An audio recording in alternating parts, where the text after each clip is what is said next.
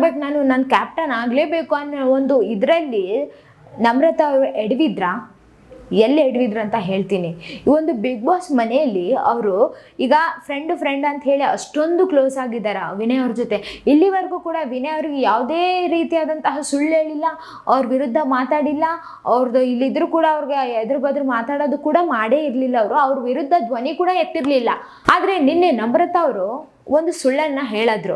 ಆ ಸುಳ್ಳನ್ನು ಹೇಳೋಕ್ಕಿಂತ ಮೊದಲು ಅವ್ರಿಗೆ ಬೇಜಾರಾಗಿತ್ತು. ಅವ್ರು ಹೇಳಿದರು, ನಾನು ನನ್ನ ಫ್ರೆಂಡಿಗೆ ಸುಳ್ಳು ಹೇಳ್ಬೇಕಾ, ನಾನು ಯಾವತ್ತಿಗೂ ಕೂಡ ವಿನಯ್ ಸುಳ್ಳು ಹೇಳಿಲ್ಲ, ನಂಗೆ ಸುಳ್ಳು ಹೇಳೋಕ್ಕೂ ಆಗಲ್ಲ ಅಂತ ಹೇಳಿದರು. ಬಟ್ ಈಗ ಹೇಳ್ತಾರ, ಆದರೆ ಮನಸ್ಸಲ್ಲಿ ಕ್ಯಾಪ್ಟನ್ ಆಗಬೇಕು ಅನ್ನೋ ಒಂದು ಹಸಿವೆ ಇದೆ ಅಲ್ವಾ, ಆ ಒಂದು ಹಸಿವೆ ಅವ್ರನ್ನ ಈ ಥರ ಮಾಡಿತೇನೋ ಅಂತ ಹೇಳಿ ಕಾಣಿಸಕತ್ತದ ಅಂತ ಹೇಳಿ ನಮ್ಗೆಲ್ರಿಗೂ ಗೊತ್ತಾಯಿತು. ಈ ಒಂದು ಬಿಗ್ ಬಾಸ್ ಮನೆಯಲ್ಲಿ ಅವರು ಮೋಸ ಮಾಡಿದ್ರಾ ಅಂತ ಹೇಳಿ ವಿನಯ್ ಅವ್ರಿಗೂ ಕೂಡ ತುಂಬ ಕೋಪ ಬಂದಿದೆ. ನನ್ನ ಮುಂದೆನೇ ಸುಳ್ಳು ಹೇಳಿದ್ರಿ, ನನ್ನ ಮುಂದೆನೇ ಬಂದು ಹಂಗೆಲ್ಲ ಮಾತಾಡಿದ್ರು, ನನ್ನ ಮುಂದೆನೇ ಬಂದು ಹಿಂಗೆ ಮಾಡಿದ್ರು, ಬಟ್ ಆಮೇಲೆ ನನಗೆ ಮೋಸ ಮಾಡಿದ್ರ ಅನ್ನೋ ಒಂದು ಮಾತನ್ನು ಕೂಡ ವಿನಯ್ ಅವರು ಹೇಳಿದಾರ. ಈ ಒಂದು ಬಿಗ್ ಬಾಸ್ ಮನೆಯಲ್ಲಿ ಇವರಿಬ್ಬರ ಮಧ್ಯೆ ಬಿರುಕು ಮೂಡಿರೋದಂತೂ ಸುಳ್ಳಲ್ಲ ಅಂತ ಹೇಳಿ ಹೇಳ್ಬೋದು. ಯಾಕಂತಂದರೆ ಎಲ್ರಿಗೂ ಗೊತ್ತೇ ಆದ, ಯಾವುದೇ ಕಾರಣಕ್ಕೂ ವಿನಯ್ ಅವರು ನಮ್ರತಾ ಅವ್ರನ್ನ ಬಿಟ್ಕೊಡೋದೇ ಇಲ್ಲ. ನಮ್ರತಾ ಅವರು ಕೂಡ ಅಷ್ಟೇ ವಿನಯ್ ಅವ್ರನ್ನ ಅಸಲು ಬಿಟ್ಕೊಡೋದೇ ಇಲ್ಲ. ಆದರೆ ನಿನ್ನೆ ಆ ಒಂದು ಟಾಸ್ಕಿಂದಾಗಿ ನಾನು ಗೆಲ್ಲಬೇಕು ಅನ್ನೋ ಒಂದು ಹಸಿವಿಂದಾಗಿ ಅವ್ರು ಆ ಥರ ಮಾಡಿದ್ರ ಅಂತ ಹೇಳಿ ಕಾಣಿಸಕತ್ತದ. ಆದರೂ ಕೂಡ ಎಷ್ಟೋ ಮನಸ್ಸಲ್ಲಿ ಬೇಜಾರಾಗಿತ್ತು ನಮ್ರತಾ ಅವ್ರಿಗೆ ಅಂತ ಹೇಳಿ ಇಲ್ಲಿ ಕಾಣಿಸಿತ್ತು. ಆಮೇಲೆ ಅವರು ಎಷ್ಟೇ ಇದ್ರು ಕೂಡ ಫ್ರೆಂಡ್ನ ಬಿಟ್ಕೊಡೋ ಮಾತೇ ಇಲ್ಲ ಅಂತ ಹೇಳಿದ್ರಲ್ವಾ. ಹೇಳಿದ್ರು ಅನ್ನೋಕ್ಕಿಂತ ಅವರು ಆ ಥರನೇ ನಡ್ಕೊಂಡ್ರು ಆ ಒಂದು ಬಿಗ್ ಬಾಸ್ ಮನೇಲಿ, ಅದನ್ನ ಎಲ್ರಿಗೂ ಕಾಣಿಸಿತು. ಆಮೇಲೆ ಕೂಡ ನಮ್ರತಾ ಅವರು ಹೇಳಕತ್ತಿದ್ರು, ನನ್ನ ಫ್ರೆಂಡಿಗೆ ನಾನು ಮೋಸ ಮಾಡಕತ್ತೀನೇನೋ, ಹೇಳೇ ಇಲ್ಲ ನಾನು ಯಾವತ್ತಿಗೂ ಕೂಡ, ಹೋಗಿ ಹಿಂಗೆ ಮಾತಾಡಲ ಅಂತ ಹೇಳಿದಾಗ ಸಂಗೀತ ಅವರು ಇಲ್ಲ ನಡೀತದೆ, ಹೋಗು, ಇದೊಂದು ಸ್ಟ್ರಾಟಜಿ ಅನ್ಕೋ ಅಂತ ಹೇಳಿದ್ರು. ಯಾಕ್ಟರ್ ಅಲ್ವಾ, ಅದು ಇದರಲ್ಲಿ ಉಪಯೋಗ ಮಾಡ್ಕೋಬೇಕನ್ನೋ ಒಂದು ಮಾತನ್ನು ಕೂಡ ಹೇಳಿದರು. ಅವರೇನು ತುಂಬ ಪರ್ಸ್ನಲ್ ಆಗಿ ಏನು ಹೇಳಿಲ್ಲ, ಈ ಒಂದು ಟಾಸ್ಕ್ ಆ ಥರ ಇತ್ತಲ್ವ. ಯಾಕಂತಂದರೆ ಇವ್ರು ಹೋಗ್ಬಿಟ್ಟು ಅವ್ರನ್ನ ಕೇಳಿದರೆ ಅವ್ರು ಏನೇನು ಹೇಳ್ತಾರೋ ಅದನ್ನು ಬಂದು ಇವರು ಪ್ಲ್ಯಾನ್ ಹಾಕ್ಕೊಳ್ಳೋದು, ಸ್ಟ್ರಾಟಜಿ ಇವ್ರದ್ದೊಂದು ಇದಾಗಿತ್ತಲ್ವ. ಇದರಿಂದಾಗಿ ಯಾರ್ದು ತಪ್ಪಿದೆ ಯಾರ್ದು ಕರೆಕ್ಟ್ ಇದೆ ಅಂತ ಹೇಳಿ ನಿಮ್ಗೆ ಅನ್ಸಕತ್ತದ ಅಂತ ಹೇಳಿ ಕಮೆಂಟ್ನಾಗ ತಿಳಿಸ್ರಿ.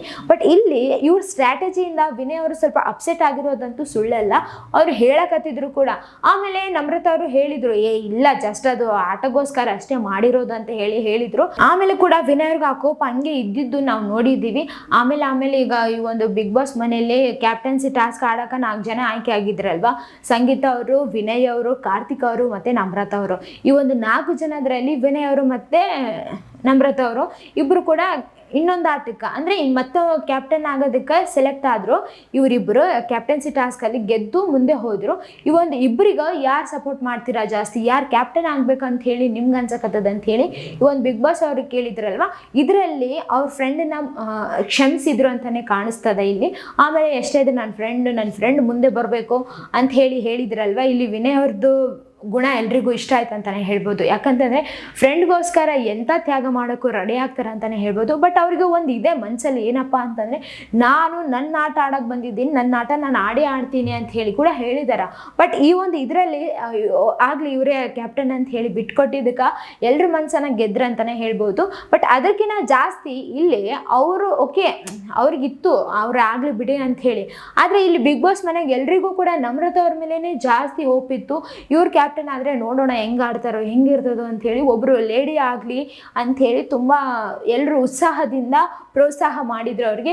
ಈ ಒಂದು ಇದರಿಂದ ನಮ್ರತಾ ಅವರು ಕೂಡ ಕ್ಯಾಪ್ಟನ್ ಆದರು. ಅವ್ರು ಏನೋ ಒಂದು ಹಸಿವಿಗೊಂದು ಸುಳ್ಳನ್ನು ಹೇಳಿದ್ರಲ್ವ, ಅದು ಒಂದು ನೆರವೇರಿತಲ್ವ. ಅವ್ರಿಗೆ ಒಂದು ಕಡೆಯಿಂದ ಖುಷಿ ಆಯ್ತು ಅಂತಲೇ ಹೇಳ್ಬೋದು.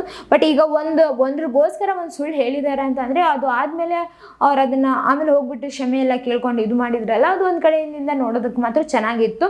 ಇನ್ನು ಇವರಿಬ್ಬರು ಫ್ರೆಂಡ್ಶಿಪ್ ಯಾವತ್ತಿಗೂ ಕೂಡ ಬ್ರೇಕ್ ಆಗಬಾರ್ದು, ಹಿಂಗೆ ಕಂಟಿನ್ಯೂ ಆಗ್ಬೇಕಂತ ಹೇಳಿ ನಾವು ಆಶಿಸ್ತೀವಿ. ಮತ್ತು ನಿಮ್ಗೆ ಏನು ಅನಿಸ್ತಿದೆ ಅಂತ ಹೇಳಿ ಕಮೆಂಟ್ನಾಗ ತಿಳಿಸ್ರಿ. ಇದೇ ಥರ ಮತ್ತಷ್ಟು ವಿಡಿಯೋಸ್ಗಾಗಿ ನಮ್ಮ ಚಾನಲನ್ನು ಸಬ್ಸ್ಕ್ರೈಬ್ ಆಗಿ. Thank you.